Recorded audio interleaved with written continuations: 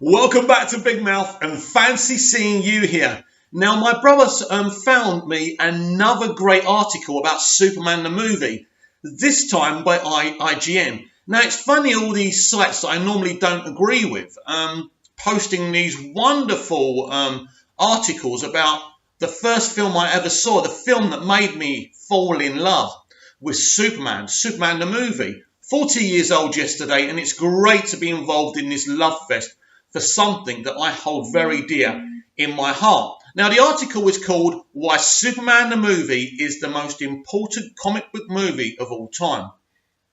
The comic book movies you love owe everything to this iconic film. Absolutely true. This is by Adam Dilio. Adam's quite a good contributor. I like Adam, by the way. Don't always agree with him. There's some great guys at IGN, but sometimes I think they get lost a bit. But anyway, let's read this. The comic book movies as we know it.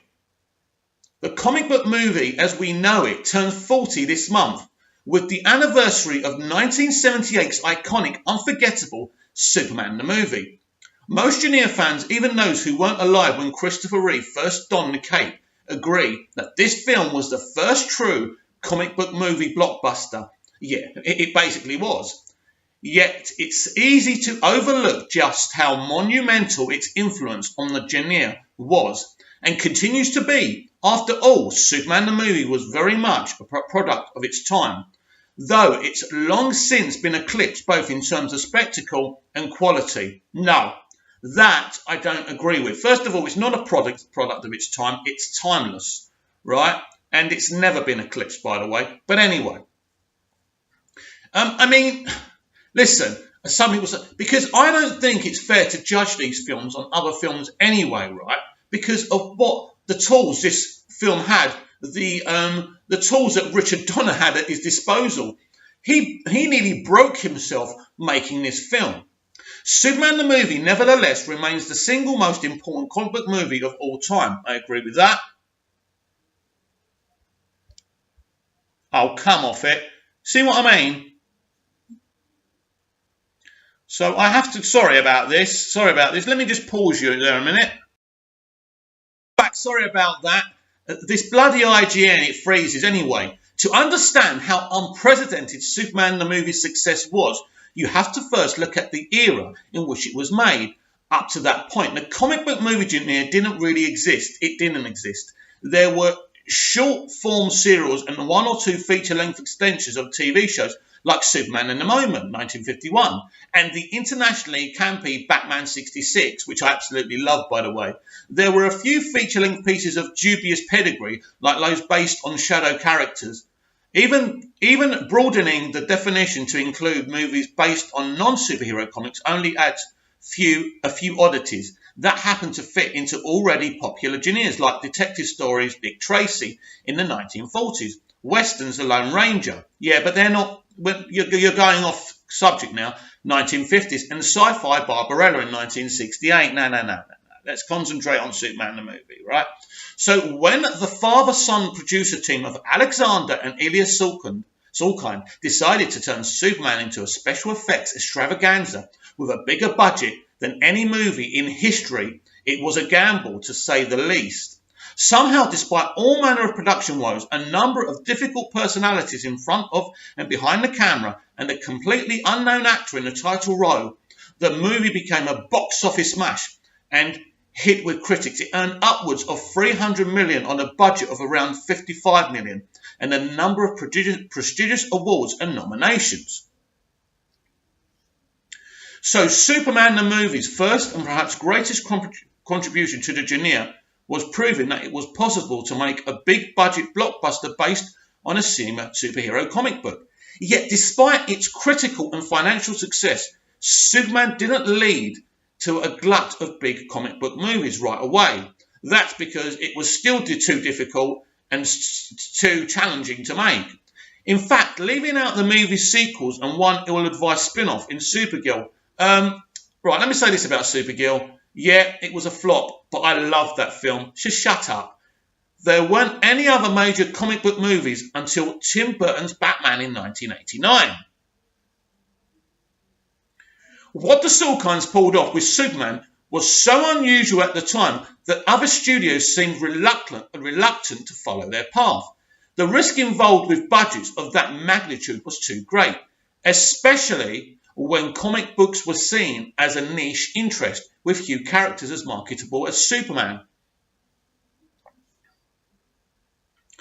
Also, while Superman wasn't a perfect movie, oh here we go, e.g. Lois Bizarre song lyrics voiceover scene, that's a beautiful scene and it's just actually not really a song, it's more of a sonnet and it's just talking about how she feels while she's flying with this god, so shut up. It was very, very well done. Despite dozens of rewrites, the script was consistently solid, with interesting characters and sharp dialogue. It had top-tier talent, gorgeous cinematography, and massive action set pieces, the likes of which audiences had never seen before. Even today, it's as thrilling as ever to watch a grinning Superman accelerate to catch a falling helicopter with one hand, to the amazement of the cheering crowd below. Getting all those elements working in any movie is hard enough, let alone in one relatively unproven genre. And plus, they had to create technology to do all of that as well. More than anything, for anyone hoping to replicate the film's success, it might just have seemed impossible to match the sublime pairing of the best-known comic book character of all time and an actor so perfectly tailored for the part. Christopher Reeve inhabited both Superman and Clark Kent so precisely that it's still hard to imagine any other actor equaling that feat. I agree with that.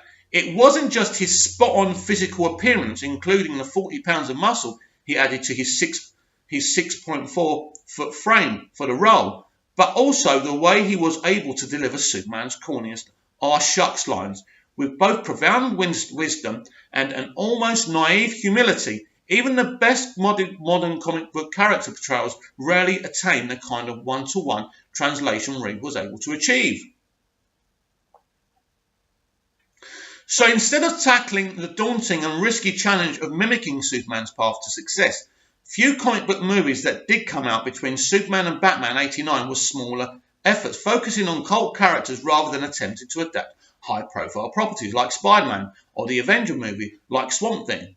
And Howard the Duck, 1986, somehow made their way into theatres during that time. There was also a smattering of half-hearted made-for-TV cash-ins like Captain America and Doctor Strange, which actually aired on TV a few months before Superman, but was conceived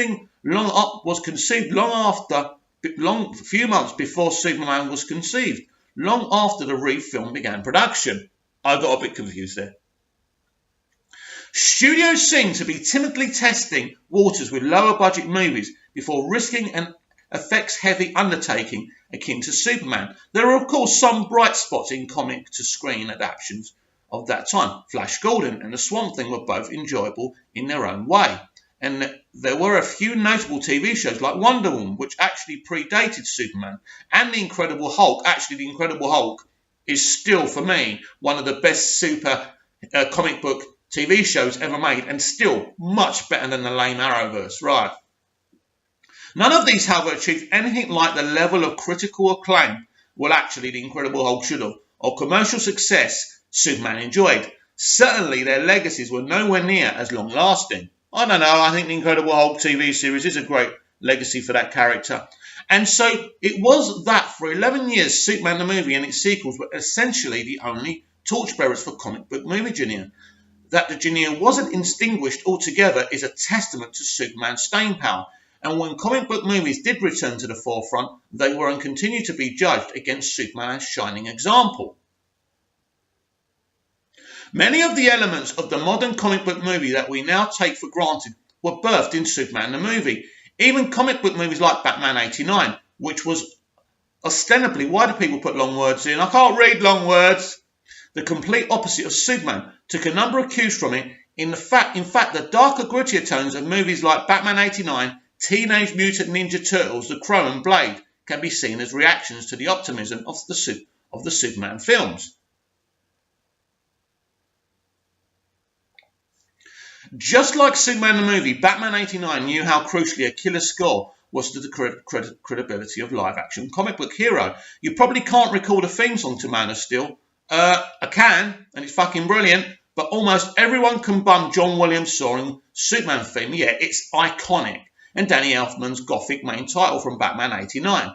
Just like Gene Hackman was an infinitely bigger name than the unheralded Reeve, Tim Burton knew it was more important to get an established star for the villain than the hero. Jack Nicholson was the bigger star than Michael Keaton by far, and his turn as the Joker earned him more than 10 times what the Batman actor got. Notably, this dynamic works best when the villains aren't just big stars, but also mega talented actors, like in case of Danny DeVito's Penguin, Ian McKellen's Magneto, and William Dafoe's Green Goblin. Star watchage alone doesn't usually cut it, agreed, as Arnold Schwarzenegger's Mr. Freeze can attest. Yeah, all right, I agree with that. Another thing Superman the movie did remarkably well, which nearly all successful comic book movies have copied, was to integrate comedy into an otherwise deadly serious plot. Lex Luthor attempts to kill millions of people with nuclear missiles just so he can enrich himself. Pretty heinous stuff. Yet there are plenty of light-hearted hijinks with Otis and Miss Tessmacher, and not to mention the slapstick bumbling of Reeves as Clark Kent, who pulls off brilliant physical comedy every time he's alone with Lois. I know, wonderful. With the exception of the Nolan Batman films, all the best comic book movies have followed in Superman's footsteps. I don't personally think that comedy is essential in superhero films. That's just my opinion. In this regard, to some degree, every spandex-clad comic book character brought to life in live action has a bit of ridiculousness in their roots. Acknowledging that with a little joke here and there gives audiences an outlet. No, it's not essential for its incredentially and permission to enjoy the silliness. Well, I don't need permission to enjoy the silliness. What? Here we go. Batman v Superman and Man of Steel are going to crop up. Let's have a read. What Batman v Superman and Man of Steel may have forgotten is that audiences at these movies need to laugh a little if they're not laughing with you. You see, this is why I don't like IGN. It's why I don't like sites like this. There's rules. Everything has to follow the Marvel rule. We have to have some comedy. We have to have sitcom writers as well. We have to have a laugh. It has to be fun. It can't be deadly serious. And this is what annoys me. Batman v Superman and Man of Steel are awesome. And I don't need jokes. I don't need a sitcom with every superhero movie. It's okay, but it's not essential. Right, let's carry on. Superman the movie also knew that the flip side to that comic relief and the key to keeping audiences invested was rendering the most financial elements in terms as close to plausible as possible. Director Richard Donner said that his buzzword during production was verisimilitude, which means reality, basically. And it shows, granted, the climax involves reversing the spin of the Earth, somehow without annihilating all life on the planet. But for most part, the technobabble about the effects of the yellow sun and the specific radiation of kryptonite sound authentic, enough to pass muster for the casual viewer. That same kind of scientific justification is seen in the X-Men movies, which go to almost Star Trek lengths to explain the science of the genetic mutation and make their superpowered characters seem at least somehow grounded in reality. You see, I don't think it's important for superhero movies and TV shows to be grounded in reality. I know that Man of Steel and Batman v Superman are very gritty and are in the real world, but what's going on is still fantastical and it's still escapism as far as I'm concerned. So for me, what the problem is with these people is they seem to have a rule, a menu of how superhero films and TV shows should be. If it's good, it's good. It's about the story. It's about characters. Novelty cameos. Larry Hagman, who played the Major from Dream of Jeannie and starting in 1978, JR on Dallas, which he's obviously more famous for, makes an appearance in a I can't read that word. Army Major for reasons passing understanding. There's also a scene in a train car where a child revealed in deleted footage to be young Lois Lane sees a teenage Clark Kent outrunning the locomotive. The girl's barely glimpsed parents were played by Kirk Allen and Noel Neill, who starred as Clark and Lois in Superman serials of the 40s and 50s. Actually, Noel Neill is still one of the great Lois Lanes. It's not quite the same as the late, great Stan Lee popping up in Oh, Shut Up, in all the Marvel movies, because they can't help themselves, can they? But it was certainly a hint of things to come. The suit's logo reveal before Superman makes his first costume save. He runs at the camera as he rips his shirt front open to reveal his super suit underneath. You can see exact the same beat in the 2002 Spider-Man and in Justice League, among others. True. The wise, ill-fated father figure, what? Watch the scene between young Clark and his adopted dad, where they talk about why Clark has his powers, and ask yourself if it sounds at all familiar. He doesn't come out and say, with great power comes great responsibility, but it's awfully close. Yeah, it's a trope from the comics, but Superman brought it live action first. Physics are unimportant. Sure, verisimilitude is important, but Superman proved that even the most nonsensical science can be solved if the visuals are solid, which they were. Superman flies backwards in time by looping around the Earth, which makes zero sense. It works because Reeves' physicality as he screams in anguish is so gut-wrenching, and the image of his lightspeed transit looks great. It's not like the battle atop the Statue of Liberty in X-Men, where Wolverine defies gravity just by hooking a claw around one of the crown spikes, neatly shearing it off in the process. As long as you stick the landing, audiences will overlook some pretty inane physics. Look, not everything has to be logical. It's fantasy, it's escapism. Let your mind go. Holding back iconic elements until the end, though, his wigs are shown all through the movie. Lex Luthor never appears bald-headed until Superman flies him to prison. At the very end, Luthor defiantly rips off his wig and begins berating the guards. The scene is meant to be comedic, with Ned Beatty Otis parroting Luthor's lines, but it also serves to announce the emergence of the Luthor fans remember from the comics. The same thing happens in BVS when Jesse Eisenberg appears with a full head of hair throughout the film, only to show up bald at the tail end of the derivative of this can be of a derivative. Of this can be seen every time a main villain is vanquished, only to be followed by a quick coda teasing a more iconic baddie to come.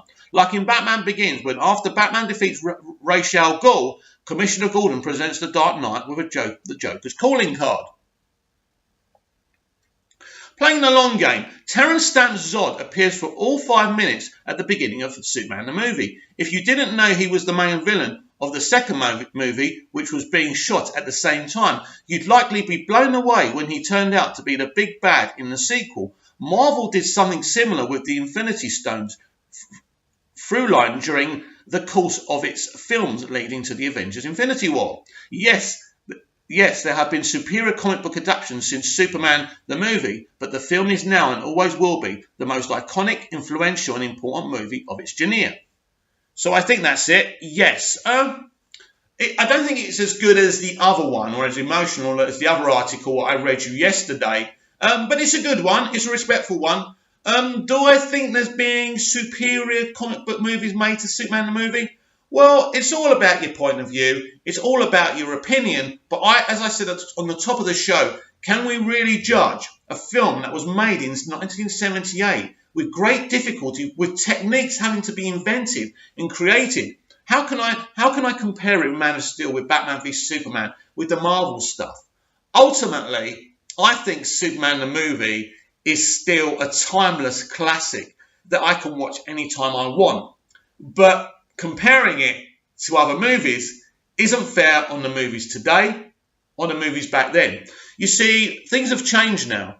Movies have become very political. Movies have become about representing everything and everybody.